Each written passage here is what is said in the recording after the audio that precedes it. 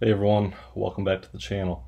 Today I'm trying something a little different with the format. I had a headlight go out of my truck today, so I filmed myself replacing it.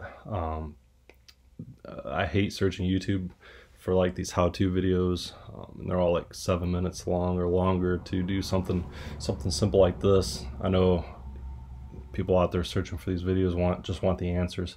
So I'm gonna get right to it. I edited this thing down as much as I could and put a time lapse in. Then I'll just narrate over the top of this as we go. So here we go.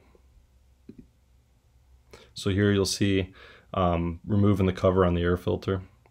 It's 4 screws, and then you just kind of pry the cover out of the way, remove the air filter, and then the air box itself just pops out. It's held in by these plastic grommets. And then you see here you get easy access to the passenger side headlight. You just twist it and pull it out of the socket, and then there's a couple clips holding the light bulb in. So got the light bulb out. Gonna put the new one in, and then it slides right back into the housing. You twist the socket, lock it into place. Then you pop the air box back in. It just has 3 tabs that, as you see there, you gotta line them up, and then they pop right back into place with a little force. Replace the air filter, put the air filter cover back on, screw it down.